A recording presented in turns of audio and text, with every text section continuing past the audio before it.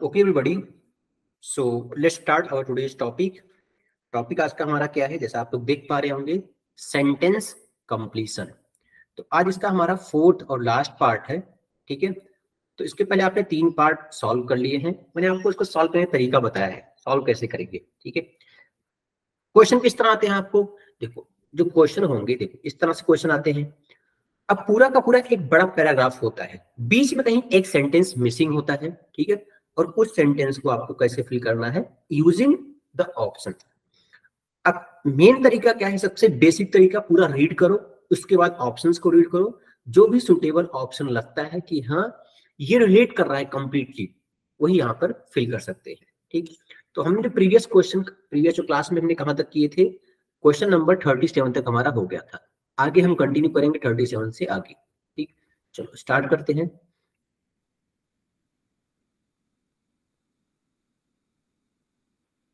Thirty 36 हो गया था हमारा, 37 स्टार्ट करना है। ठीक है, ये भी हो गया था 37 में। ठीक, 37 में क्या था, क्या दिया गया था इसमें, इसके आगे ब्लैंक था। तो यहाँ पर आंसर क्या था, the announcement comes week after the US threaten. US threaten मतलब यहाँ पर इसका मीनिंग क्या होता है, थ्रेटन का डराना, टू टेक एक्शन। कि जो अनाउंसमेंट है, कोई तो अनाउंसमेंट आई है किस चीज को लेकर, जब यूएस ने क्या किया है, डराया है कि वो एक्शन लेगा किस चीज के ऊपर, एक्यूज किया है इंडिया को अनफेयर एंड डिस्क्रिमिनेटरी प्रैक्टिसेस। कि इंडिया क्या कर रहा है, डिस्क्रिमिनेट कर रहा है लोगों के साथ, for running exclusive paid flights. ये बोल रहा है कि वो इंडिया क्या कर रहा है कि लोगों को पैसे लेकर के उनको फ्लाइट प्रोवाइड कर रहा है, कहां पर, under its Vande Bharat mission. कि इंडिया ने क्या चलाया था, वंदे भारत मिशन चलाया था। ठीक है, तो उसके अंडर क्या किया गया कि यूएसए ने बोला कि ये जो यहाँ पर जो लोगों को लेके आ रहे हैं इंडिया के अंदर, उनसे पैसे ले जा रहे हैं पैसेंजर से, ये बोला, इसको एक्यूज किया है। तो इसके आगे ब्लैंक था, क्या होगा इसके आगे आंसर, इसमें आंसर था बी वाला, कि जो scheduled international passenger flights have been suspended in India since March 23 due to the corona virus pandemic. ठीक, ये इसका आंसर था। चलो आगे बढ़ते हैं क्वेश्चन नंबर 38 पर। एज यूजुअल जो आपको टाइम देता हूं मैं 1 मिनट का, वो टाइम आपके पास रहेगा। इसमें आपको रीड करना है और कोई एक ऑप्शन आपको जो भी सूटेबल है उसको चूज करना है। चलो स्टार्ट करो।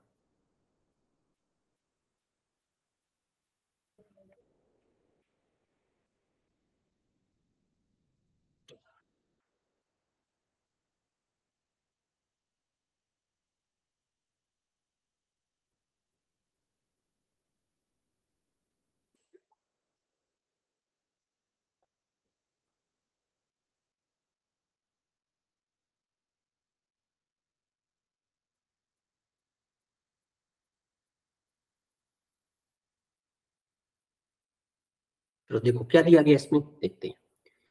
In place of the old Fort William, Clive new one was now finished. अब क्या बोला गया, कोई तो जगह थी जहां पर क्या था, फोर्ट विलियम बना हुआ था। अब क्या हो गया, Clive's new one was now finished and wearing in mind the old garrisons handicap with almost no field of fire, a vast area alongside had been ordered empty of everything but trees and parade of ground or मैदान. Business in real estate and mortgages was brisk and masons were going up. अब यहाँ पर पूरा बात किया जा रहा है, क्या यहाँ पर टॉपिक क्या है, मतलब कहीं पर कोई सिटी ग्रो कर रही है और एक्सपांड कर रही है, वो यहाँ पर बात हुई है। ठीक है, in a place of old Fort William. ठीक है, फिर आगे क्या बोला गया कि Clive's new one was now finished. ठीक, तो ये कहीं पर डेवलपमेंट की बात हुई है। ठीक, अगर हम ऑप्शन ए की तरफ देखेंगे, ऑप्शन ए में क्या दिया गया है, Calcutta when it had a mind to it could amount an exquisite ball. नहीं, इसका कोई यहाँ पर मतलब नहीं है। ही बिगैन टू सी, ठीक, Calcutta as the first city of Asia and not merely in size or wealth. ही की बात, ही देखो कभी भी सेंटेंस को हम ही से स्टार्ट नहीं कर सकते। ठीक है, एक कोई पर्सन का नाम, प्लेस का नाम तो होना चाहिए ना, तभी ही से स्टार्ट करेंगे हम। ही बाद में आ सकता है। ठीक है, जो प्रोनाउन है बाद में आ सकते हैं, स्टार्टिंग में तो नहीं आएंगे। ठीक, नेक्स्ट क्या दिया गया, this does not sound like life in a struggling village mud houses and it was that no longer for Kolkata was expanding again. हाँ ये करेक्ट है, क्योंकि यहाँ पर एक्सपांशन ही की बात हो रही है कि this does not sound like life in struggling village of mud houses. पहले क्या थे, जो मिट्टी के घर बने हुए थे, and it was that no longer, अब वो नहीं रहेंगे, अब क्या हो रहा है, उनको एक्सपांड किया जा रहा है, वाज एक्सपांडिंग अगेन। ये सी ये करेक्ट आंसर होगा। ठीक, डी में क्या दिया गया है, Hasting returns to Bengal 2 years after a famine there had wiped out maybe a third that inhabitants। नहीं, अलग ही कुछ टॉपिक इसमें बता रहा है। ठीक है, तो आंसर आ गया हमारा सी ए करेक्ट हो गया। ठीक, आगे बढ़े हम क्वेश्चन नंबर 39 पर।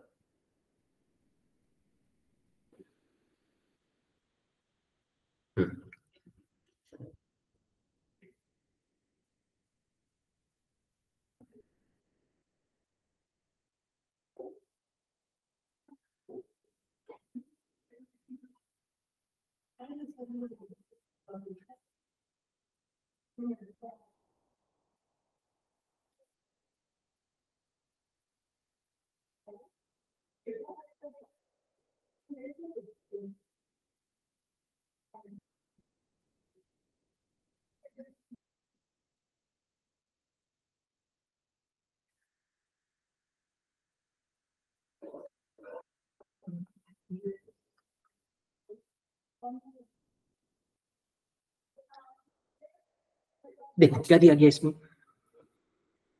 The forum of over 350 Durga Puja organisers across Calcutta has come up with a code of festivity। ठीक, क्या बोला गया इसमें कि ओवर 350 जो दुर्गा पूजा ऑर्गेनाइजर्स हैं across Calcutta has come up with a code. एक वहां पर क्या किया गया, एक कोड का मतलब क्या है, एक वहां पर सिस्टम बनाया गया है for festivity which is around 3 months away. क्या 3 month अवे है, 3 month दूर क्या है, Durga Puja. To try and ensure it is not scrapped due to the covid pandemic. लोग ये सोच रहे हैं कि कोविड आया हुआ है, उसको लेकर के दुर्गा पूजा सेलिब्रेट करना है। ठीक है, ठीक है, उसको ऐसा मिस नहीं करना है, तो क्या करना है, उसके लिए एक प्लान तैयार करना है, कोड तैयार करना है। जो वहां पर 350 दुर्गा पूजा ऑर्गेनाइजर्स है उन्होंने ऐसा कहा है, ऐसा वो करने वाले हैं। ठीक, आगे क्या दिया गया है, at a recent meeting representatives of puja committees small, medium, and big from across Calcutta decided on a 17-point code on how to go about ensuring social distancing during the festivity which draw lakh of revelers every year। अब यहाँ पर बताया गया कि किस तरह से ये स्मॉल, मीडियम और बिग जितने भी ऑर्गेनाइजर्स हैं, जिनके पास छोटे लोग, कम मात्रा में लोग आते हैं, ज्यादा मात्रा में आते हैं, जितने भी लोग हैं, उन्होंने डिसाइड किया है, एक 17 पॉइंट का एक पूरा कोड तैयार किया है किस तरह से हमें पूजा ऑर्गेनाइज करना है। ठीक, कैसे वो सोशल डिस्टेंसिंग मेंटेन करेंगे वो भी उसमें डिस्कस किया गया है। और क्या बताया गया कि जो लैक्स ऑफ वहां पर लोग देखने आते हैं, लाखों लोग देखने के लिए आते हैं, तो उनके बीच में क्या करेंगे, वो सोशल डिस्टेंसिंग मेंटेन करेंगे। तो एक चीज आप इसमें देख पा रहे हो, यहाँ पर दुर्गा पूजा की बात हो रही है। ठीक है, तो आंसर क्या होगा इसमें, देखो,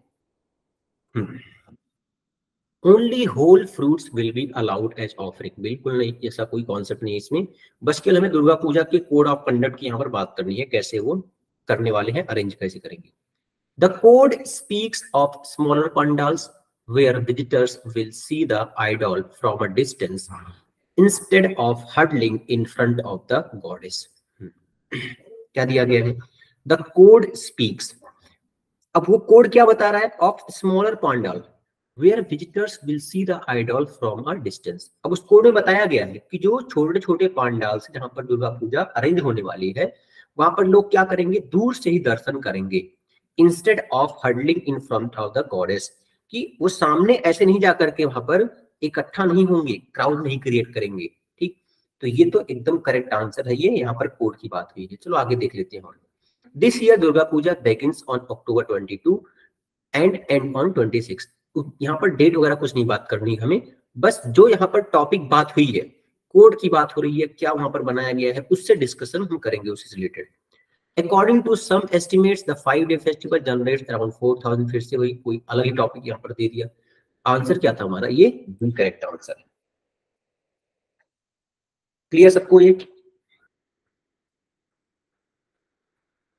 चलो अब आते हैं नेक्स्ट क्वेश्चन नंबर 40 पर।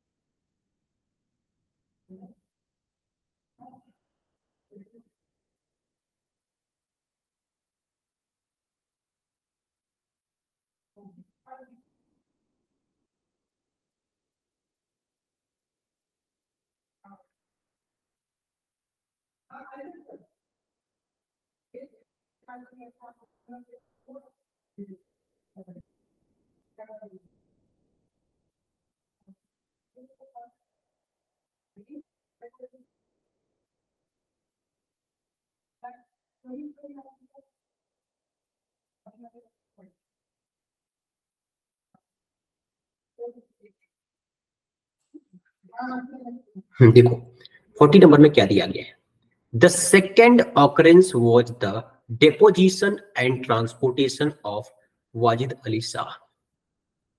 अब डेपोजिशन मतलब क्या है, डिपोर्ट करना मतलब बाहर निकाल देना। Transportation of Wajid Ali Shah the nawab of Aundh in North India in 1857 after what has been called the Sepoy Mutiny. A bit of Lucknow came to be transplanted to the Watgung and Metia Braj area of southwest Calcutta. अब देखो बात क्या होगी इसमें, ठीक है। यहाँ पर बात क्या कर रहा है, किस बारे में बोला गया है कि जो अराइवल है किसका, वाजिद अली शाह का, ठीक है। यहाँ पर दिया गया डिपोजिशन एंड ट्रांसपोर्टेशन, ठीक। कहां पर ये अराइवल है इनका, कैलकाटा की बात हुई है क्या, ठीक है। और क्या बात हुआ है, क्या इफेक्ट पड़ा है, ठीक है, किस चीज का, एंड द इफेक्ट इनके आने से, किसके, वाजिद अली शाह के, ठीक। ये क्या थे, नवाब थे औंध के नॉर्थ इंडिया में, ठीक। Transplanted to the Watgunge and Metiabruz area of south west Kolkata. Called the sepoy mutiny has been called, called का मतलब क्या हुआ, ऐसा हैपेंड हुआ, ऐसा हुआ वहां पर, क्या हुआ वहां पर, सिपॉय म्यूटनी हुई, ठीक। तो आंसर क्या होगा इसमें, देखो, gracious mansions churches avenues theatre gardens and park sprung up. बिल्कुल रॉन्ग है ये सब। देखो क्या लगाना है आपको आगे आंसर में, जो भी रिलेट कर रहा है उस टॉपिक से वही लगाना है आपको आंसर में, ठीक है। आगे देखो बी में, but Calcutta derive it's very special flavour of under unrestrained opulence, idolence, and certain gentle decadence only from Bengali gentry will initially collaborated with the British. See में क्या, the Persian of the Mughal court was now fused with homegrown Urdu.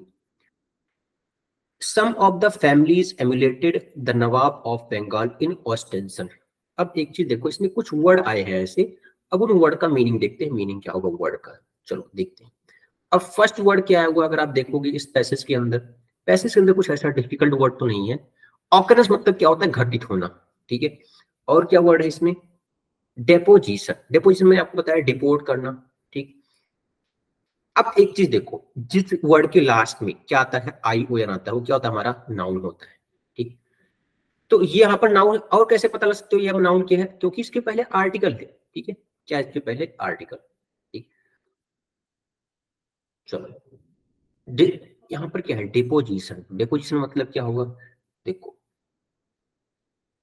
एक तो इसका meaning और क्या होता है, इसका मतलब होता है डिक्लेयर करना या फिर बताना, ठीक है। डिक्लेयर भी होता है इसका मतलब, डिक्लेयर करना, ठीक। ट्रांसपोर्टेशन, ये तो आपको पता होगा ट्रांसपोर्टेशन का मीनिंग, ठीक है, ट्रेवल करना इधर उधर। The nawab of Aundh in north India in 1857 after what has been called the Sepoy Mutiny. A bit of Lucknow came to transplanted to the Watgung and Media Braj area of southwest Kolkata. अब एक word है इसमें gracious, gracious मतलब होता है attractive, इसमें कोई दिक्कत नहीं होगी आप लोग को, ठीक है। अब आगे देखते हैं नेक्स्ट वर्ड क्या है इसमें जो डिफिकल्ट हो सकता है। अच्छा, इसमें एक वर्ड है स्प्रंज, दिख रहा है आपको ये स्प्रंज अप। स्प्रंज अप का मतलब क्या होता है, ऊपर उछलना, ठीक है। पार्क्स स्प्रंज अप मतलब क्या है, जो वहां पर ग्रास है, जो वहां के पार्क्स हैं उसमें जो पेड़ पौधे हैं वो बहुत ही हरे भरे हैं, ऊपर की तरफ खिले हुए हैं, ठीक है। गार्डन्स एंड पार्क्स स्प्रंज अप, ठीक। अब नेक्स्ट वर्ड क्या है इसमें, स्पेशल फ्लेवर अनरिस्ट्रेन्ड। रिस्ट्रेन मतलब क्या होता है, रोक के रखा। अनरिस्ट्रेन्ड मतलब क्या होता है, बिना रुके हुए, ठीक। अब एक वर्ड आ गया इसमें ऑपुलेंस, ठीक है। ऑपुलेंस मतलब क्या होता है, देखो इसका मतलब है सफिशियंट, मतलब इसका एक वर्ड है, हम्म, बहुत ही ज्यादा, मतलब जितना हमें चाहिए उससे ज्यादा हो गया है, ठीक है। हम्म, इसके लिए एक वर्ड है एक्सुबरेंस।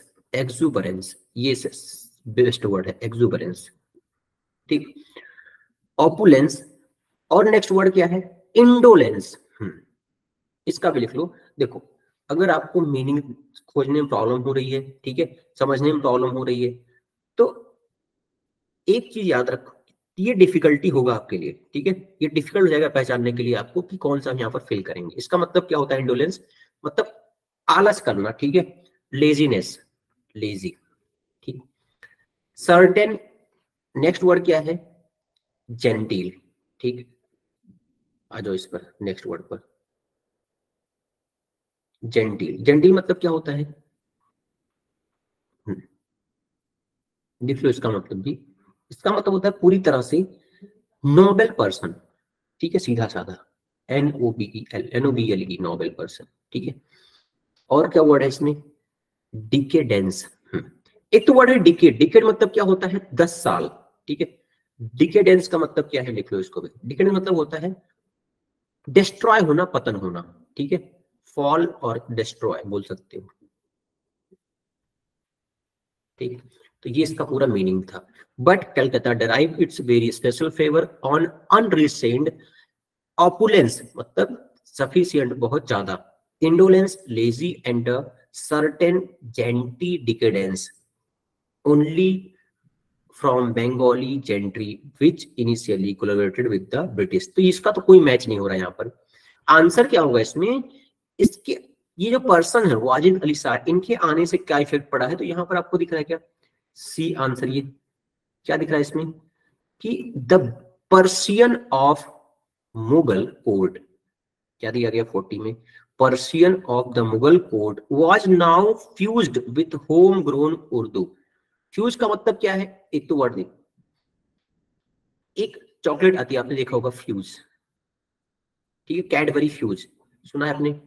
फ्यूज का मतलब क्या होता है, पूरी तरह से कंप्लीटली भरा हुआ, ठीक है। इसका मतलब वो हो सकता है कंबाइन, भरा हुआ, ठीक। Fused with home grown Urdu, जिसके उर्दू या क्या होगा यहाँ पर, उनके आने से उर्दू डेवलप हो गई, कहां पर, उनके कोर्ट के अंदर, मुगल कोर्ट में, ठीक है। तो ये आंसर इसमें ये मैच कर रहा है। Some of the families emulated the nawab of Bengal in ostentation, ये नहीं होगा आंसर, इसमें सी करेक्ट आंसर था। चलो आगे बढ़ते हैं 41 पर। देखो 41 से 45, अब देखो क्या होगा इसमें आंसर।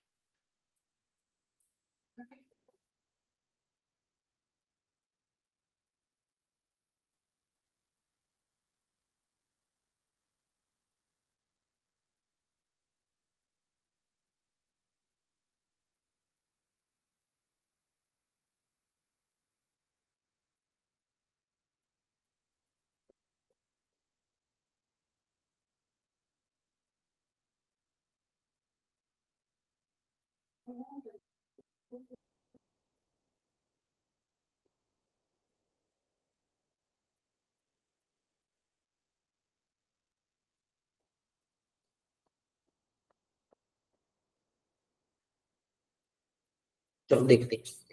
इन मेट्रोलॉजी, मेट्रोलॉजी मतलब क्या होता है, जो मौसम के बारे में हम पढ़ते हैं उनको बोलते हैं मेट्रोलॉजी। मौसम मतलब जो क्लाइमेट हो गया उनके बारे में। A cyclone is a large scale air mass that rotates around a strong center of low atmospheric pressure। अब मेट्रोलॉजी के अंदर बताया गया कि साइक्लोन होता क्या है। साइक्लोन क्या है कि ये बहुत ही, साइक्लोन के अंदर क्या होता है, एक एयर मास होता है, मतलब जो हवा होती है वो बहुत ही भारी मात्रा में होती है और घूमती है चारों तरफ, rotates around a strong centre of low atmospheric pressure. कि जो यहाँ पर क्या है, साइक्लोन है, इसके सेंटर में क्या होगा, एटमॉस्फेरिक प्रेशर लो होगा और चारों तरफ इसके जो एयर है वो घूमेगा और वहां पर एयर की जो मास है बहुत ज्यादा होगा। ठीक, अब इसके बाद ब्लैंक छोड़ दिया गया।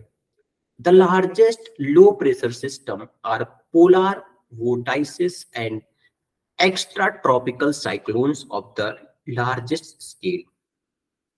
Warm core cyclones such as tropical cyclones and subtropical cyclones also lie within the synoptic scale. Mesocyclones, tornadoes, and dust devils lie within smaller mesoscale. Upper level cyclones can exist without the presence of surface low and can pinch off from the base of tropical upper tropospheric through during the summer month in the northern hemisphere. Cyclones have also been seen on extraterrestrial planets such as Mars, Jupiter and Neptune. हाँ, अब देखो इसमें जो बोला गया है ये पूरा का पूरा साइक्लोन के बारे में बोल रहा है। ठीक है, आगे क्या दिया गया इस ब्लैंक के आगे, the largest low pressure system are polar vortices, ठीक है, and extra tropical cyclone of the largest scale. अब क्या बोला इसमें कि जो लार्जेस्ट सबसे बड़ा लो प्रेशर जोन है, सिस्टम है, वो कहां पर है, पोलर वर्टाइसेस पर, एंड एक्स्ट्रा ट्रॉपिकल साइक्लोन जो होते हैं ऑफ द लार्जेस्ट स्केल। अब देखो इसमें क्या होगा answer. Cyclones are characterized by inward spiraling winds that rotate around the zone of low pressure. Cyclone destroy all that came in their way. There are two types of cyclone: middle latitude cyclones and tropical cyclones. All the above, none of the above. तो देखो अब यहाँ पर cyclone के बारे में बात हुई, साइक्लोन होते क्या है इनके बारे में बताया गया, तो और उसी में हम और ऐड करेंगे, क्या ऐड करेंगे, साइक्लोन्स आर कैरेक्टराइज्ड, उनके कैरेक्टर क्या होते हैं, बाय इनवर्ड स्पाइरलिंग। स्पाइरलिंग क्या होता है, इस तरह से घूमना है, स्प्रिंग की तरह से, उसको बोलते हैं spiralling. Winds that rotate around the zone of low pressure. ठीक, तो ये इसमें करेक्ट आंसर है। ठीक,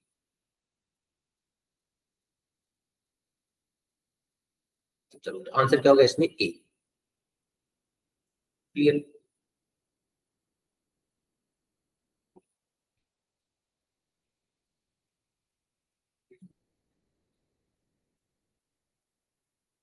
चलो आगे बढ़ते हैं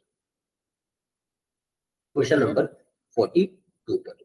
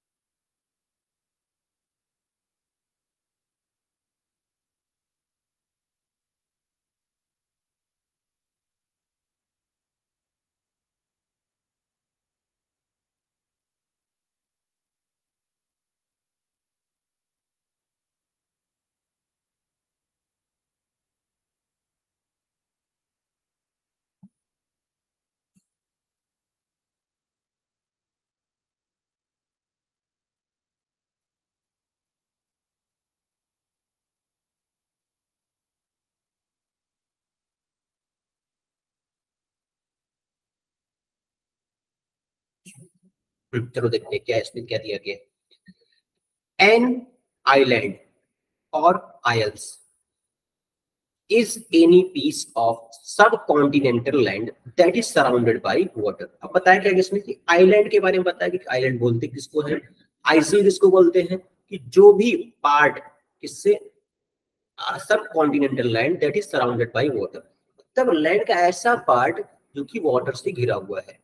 N island in a river और lake island may be called an eyot और एट। रिवर और लेक से बना हुआ आइलैंड क्या होगा, आयोट और एट बोलते हैं। And a small island off the coast may be called a holm. ठीक। Sedimentary island in the Ganges delta are called chars. A grouping of geographically or geologically related islands such as Philippines is referred to as archipelago. An island may be described as such despite the presence of an artificial land bridge. Examples are Singapore and its causeway and the various Dutch delta islands, such as its Itzelmonde. Some places may even retain island in their names for historical reason after being connected to a larger landmass by a land bridge or landfill, such as Coney Island and Coronado Island. Though these are strictly speaking tide island. ठीक। अब यहाँ पर बताया गया है जो island होते हैं उनको हम बोल किस तरह उनको डिफाइन करेंगे हम। अगर चारों तरफ से वाटर से घिरे हैं तो उनको आइलैंड बोलेंगे, अगर वो रिवर और लेक के वाटर से घिरे हैं तो आयोट एंड एट बोलते हैं। और क्या बोला गया है, अगर वो कोस्ट क्या दिया गया, स्मॉल आइलैंड ऑफ कोस्ट है वो क्या बोले, इनको हॉल बोलते हैं। जो गंगा के डेल्टा से बने हुए उनको चार्स बोलते हैं। अ ग्रुपिंग ऑफ जियोग्राफिकली और related island such as Philippines, कुछ कुछ तो ग्रुप में होते हैं। ठीक है, फिलीपींस बोला गया उसमें एज एन आर्किपेलागो। ठीक है, तो इस तरह से पूरा आपका पूरा पैराग्राफ दिया गया है। अब इसमें आंसर क्या हुआ ये 42 में, तो देखो 42 में आंसर हो जाएगा। एक तो बोला गया कि आइलैंड होते क्या डिफाइन किया गया, उसके बाद क्या होगा, an island is surrounded by water on all side. Okay, very small island such as emergent land feature on atolls can be called islets, screes, shore keys, ये दिया गया है। Some island have not been discovered yet, नहीं all of the तो होगा नहीं। Answer क्या होगा, ये तो नहीं होगा, ये तो ऑलरेडी बता दिया गया है कि आइलैंड क्या होते हैं, ये सराउंडेड बाय वाटर, फिर से वही हमने लिखेंगे। तो आंसर क्या आएगा इसमें, बी आंसर होगा कि very small island such as emergent land feature on atolls can be called, ठीक है, islets, screes, के शोर कीज, ये इनको बोला जाता है। किसको बोला जाता है, जो छोटे छोटे आइलैंड्स हैं। ठीक है, अभी इमर्जेंट लैंड फीचर, ये जो नए नए उसमें क्या आए हैं, जो कुछ नए आइलैंड्स हैं उनमें फीचर्स अलग, मतलब उनकी जो वहां पर क्वालिटी है, जो वहां पर लोग बसे हुए हैं, ठीक है, उनके फीचर्स अलग है। वहां पर जो पूरा ज्योग्राफिकल एरिया है वो भी अलग है, तो उनको क्या बोला जाएगा, इसलेट्स, स्करीज एंड केशोर कीज। ठीक, ये 20 में करेक्ट आंसर है। ओके, चलो नेक्स्ट देखते हैं 43rd।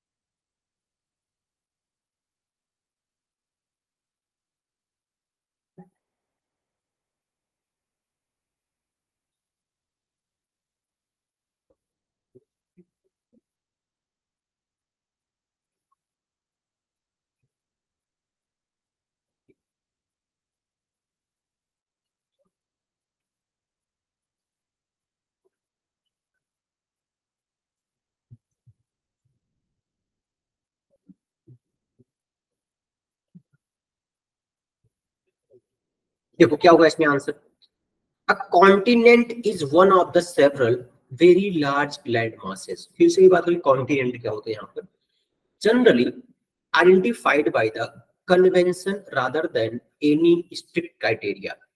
Up to 7 regions are commonly regarded as continent. ठीक है, अभी तक क्या हुआ है, 7 regions को कॉन्टिनेंट का दर्जा दिया गया है. Variations with fewer continent may merge some of these. For example, some system include Eurasia और America as single continent. क्या बोला गया इसमें, कुछ कॉन्टिनेंट को एक साथ मर्ज कर दिया गया है और फिर से उनको एक अलग नाम दिया गया, लाइक यूरोप और एशिया को मर के क्या बोला गया, यूरेशिया। वैसे ही नॉर्थ अमेरिका साउथ अमेरिका को क्या बोल दिया गया, अमेरिकन आइलैंड। ठीक है, अब आगे क्या बोल रहा है, the convention and model some continents may be consolidated or subdivided. For example, Asia is most often subdivided into Asia and Europe,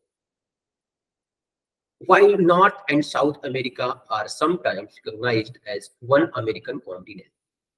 अब बोला क्या इसमें, for example, Eurasia is most often subdivided into Asia and Europe. अब यहाँ पर जो Eurasia को क्या बोला गया है, इनको डिवाइड किया गया है एशिया और यूरोप में, ठीक। While north and south America, अभी यहाँ पर ऊपर डिस्कस किया गया था ना, इन दोनों को एक साथ मर्ज करके हम एक नया नाम बोलते हैं, तो वही इनको एक्सटेंडेड क्यों ऐसा बोलते हैं। अब यहाँ पर आंसर क्या होगा, there are 7 continents in the world, ऐसा तो नहीं कुछ यहाँ पर, बस हम डेटा नहीं बोलेंगे यहाँ पर, क्या आंसर क्या होगा ये एग्जैक्ट हमें बताना है। Antarctica is the coldest continent, बिल्कुल नहीं, ये नहीं हो सकता। Depending on order from largest in area to smallest. These 7 regions are Asia, Africa, North America, South America, Antarctica, Europe and Australia. ये करेक्ट है, क्योंकि यहाँ पर तो पहले बोला गया कॉन्टिनेंट के बारे में, कितने हैं 7 रीजन्स। अब यहाँ पर हम एक डिटेल में बताएंगे उनको कि जो किसके अकॉर्डिंग, लार्जेस्ट इन एरिया के अकॉर्डिंग बताया गया है। पहले क्या आएगा, एशिया, फिर अफ्रीका, फिर नॉर्थ अमेरिका, साउथ अमेरिका, फिर अंटार्कटिका, फिर यूरोप एंड लास्ट में क्या आएगा आपका, ऑस्ट्रेलिया आएगा। किसके अकॉर्डिंग है, एरिया के अकॉर्डिंग है, तो ये करेक्ट आंसर सी वाली। ठीक है, क्लियर। चलो आगे बढ़ते हैं क्वेश्चन नंबर 44 पर। एक सेकेंड, हाँ ठीक है, चलो आगे बढ़ो 44।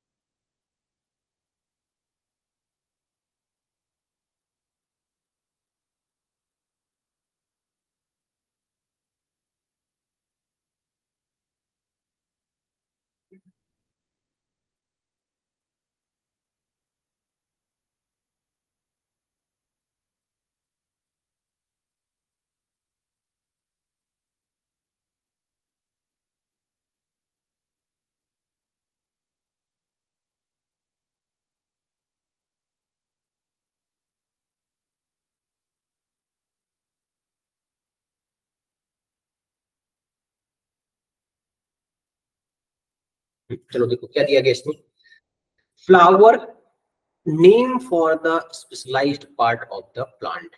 ये प्लांट का क्या है, एक पर्टिकुलर पार्ट है, क्या क्या इसमें कंटेनिंग है, रिप्रोडक्टिव ऑर्गन्स, करेक्ट है। फ्लावर में ही क्या होते हैं, रिप्रोडक्टिव ऑर्गन्स होते हैं, अप्लाइड टू एंजियोस्पर्म ओनली। ठीक है, देखो ये एंजियोस्पर्म क्या है, एक होते हैं जिम्नियोस्पर्म, एक होते हैं एंजियोस्पर्म। जिम्नियोस्पर्म मतलब क्या होता है, जिनमें सीड्स नहीं होते हैं। एंजियोस्पर्म मतलब क्या है, सॉरी, जिम्नियोस्पर्म मतलब जिनमें सीड होते हैं, और एंजियोस्पर्म मतलब जिनमें सीड नहीं होते हैं। तो जिनमें सीड नहीं होंगे वो फ्लावर के अंदर ही रहेंगे ना सब, reproductive part organs only. A flower may be thought of as modified, short, compact, branch-bearing lateral appendages like twigs. Flower में क्या क्या होंगे, twigs. Flower develop from buds. पहले क्या आते हैं, छोटे से बर्ड्स आते हैं, उसमें कलियां आती है, उसके बाद फ्लावर बनता है। And the basic floral parts क्या क्या होंगे इसमें, sepal, petal, stamen and carpel. are in actual fact greatly modified leaves. ठीक, outermost is whole of leaf like green sepal, जो सबसे बाहरी पार्ट होता है फ्लावर को क्या बोलेंगे, सेपल्स बोलते हैं. Encircling a whole of usually showy colored petals, the corolla. Within the corolla, the stamens bearing anther sacs full of pollen. जो फ्लावर के बीच का पार्ट होता है ना, उस पर पोलन ग्रेन्स लगे होते हैं. Surrounded the central carpels. Inside the ovary at the base of pistil are the ovules containing the female sex organ. After fertilization of egg, the ovule becomes the seed and the ovary becomes the fruit. ठीक है, अभी पूरा flower के बारे में पूरा explain किया गया है ये. ठीक है, ये शायद बॉटनी से लिया गया होगा. ठीक है, पूरा बॉटनी का पार्ट है, ये बायोलॉजी का पार्ट है. ठीक, वहां से कहीं से ये आर्टिकल लिया गया है. थोड़ा सा बीच का पैसेज है ये.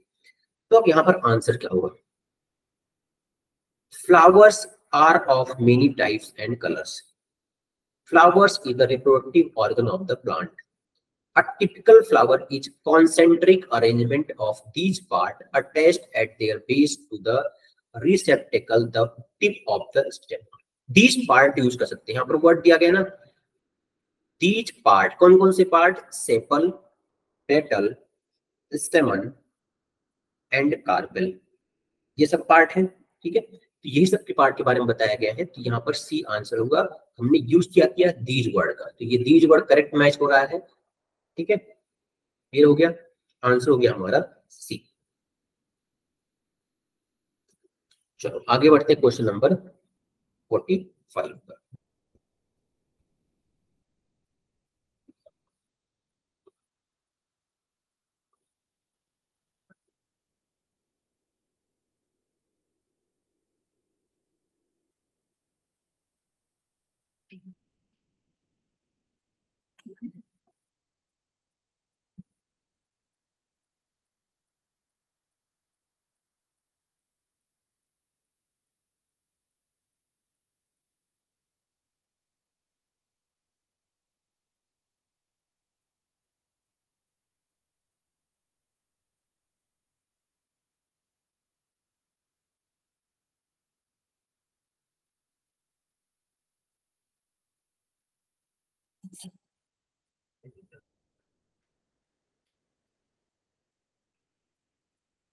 देखो 45 में क्या दिया गया है. इन फौना आर बेंथिक ऑर्गेनिजम्स. फिर से कहीं तो बायो का ये लिया गया है कहीं से passage. That live within the bottom substratum of a water body.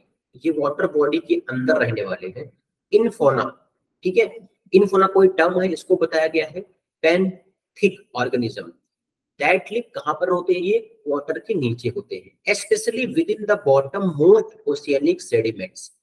The layer of small particles at the bottom of body of water rather than on its surface. ठीक, कहाँ पर होंगे ये, the layer of small particles at the bottom of a body of water.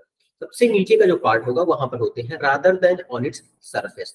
Surface पर नहीं, थोड़ा अंदर होते हैं ये. ठीक, in general infaunal animals become progressively smaller and less abundant with increasing water depth and distance from shore, whereas bacteria show more constancy in abundance, tending toward 1 million cells per millimeter or interstitial seawater.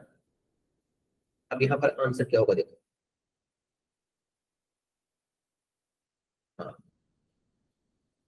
क्या दिया गया है, bacteria and microalgae may also live in the interstices of bottom sediments. हाँ, ये हो सकता है. Human can not live, ये नहीं हो सकता. Fauna consist of any. गलत. तो यहाँ पर करेक्ट कौन सा है, ए वाला करेक्ट है कि बैक्टीरिया और माइक्रो एल्गी भी क्या होते हैं, मे आल्सो लिव, हो सकता है वो भी रहते हो. कहाँ पर, बॉटम ऑफ सेडिमेंट्स, जो नीचे का पार्ट है, ओशनिक क्रस्ट का नीचे का पार्ट है, वहां पर रहते हो. तो ए इसमें करेक्ट आंसर, बिल्कुल करेक्ट है ये. ठीक, चलो आगे बढ़े नेक्स्ट क्वेश्चन में. Question number 46. 46 to 50.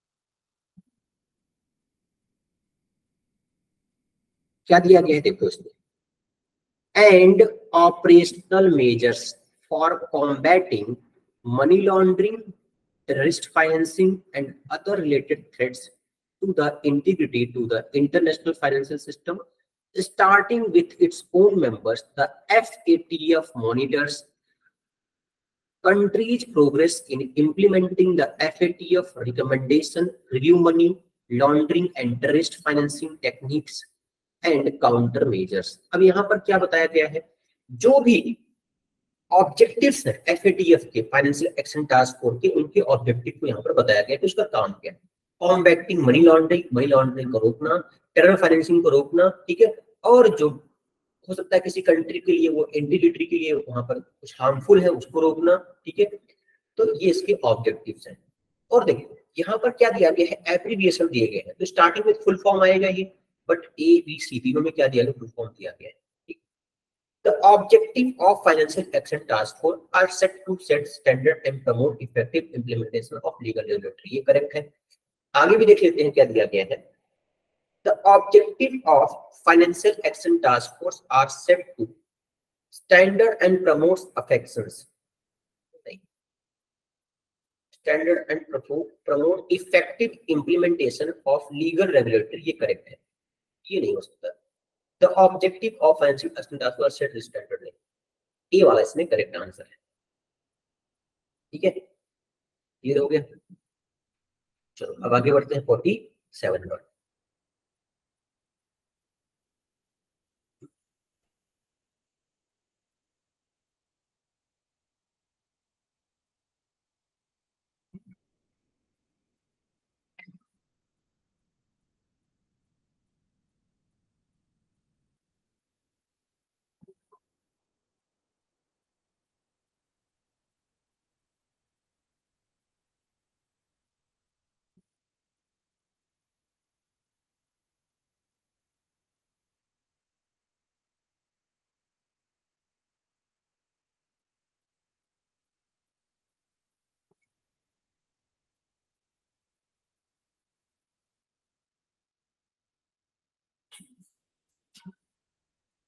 चलो देखो क्या दिया गया है, China has an I for resource countries to fuel economic growth and manufacture goods for its 1.4 billion people.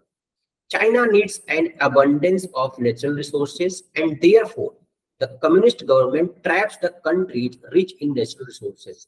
अब ये क्या बता रहा है कि जो इनके इकोनॉमिक ग्रोथ है उनको फुलफिल करने के लिए जो 1.4 बिलियन है उनको, उनके डेवलपमेंट के लिए चाइना को जरूरत किस चीज की है, नेचुरल रिसोर्स की जरूरत है।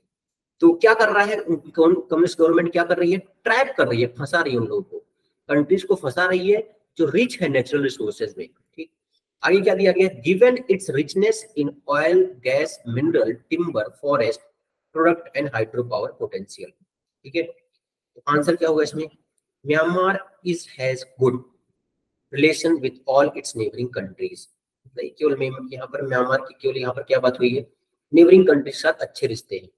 यहाँ पर चाइना की बात हो रही है, चाइना भी देखते हैं कहीं पर क्या दिया गया है, Myanmar the country which share the boundary with both India and China is known as Swarna Bhumi golden land in Sanskrit, ये हो सकता है। आगे देखते हैं, Myanmar the country which share border with both USA and China, बिल्कुल रॉन्ग है, ये तो हो नहीं सकता, तो बी वाला ये करेक्ट आंसर है।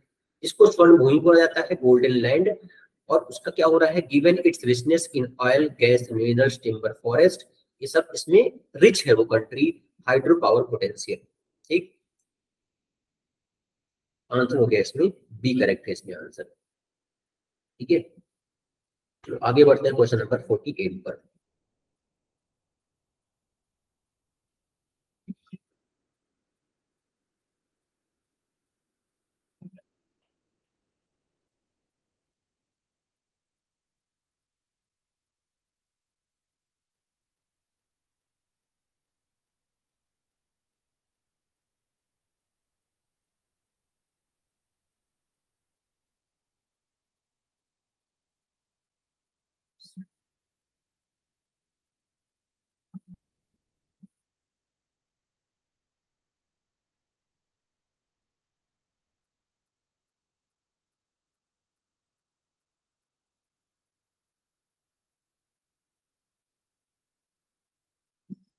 देखो क्या होगा इसमें, Dubai, United Arab Emirates, the small neighbouring country, sorry the small neighbouring kingdoms of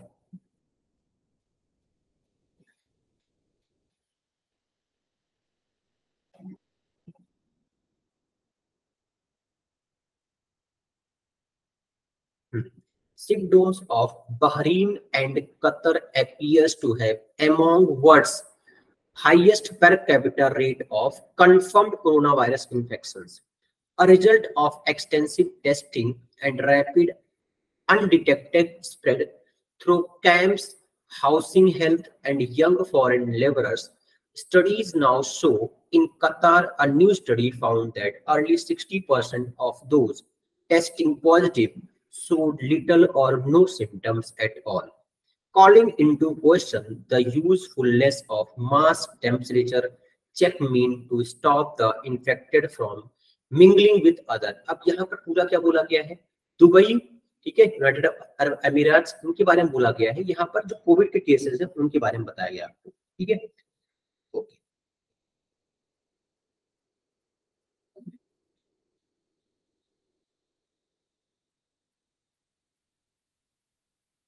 चलो आगे बढ़ते हैं, इसमें क्या होगा आंसर देखो।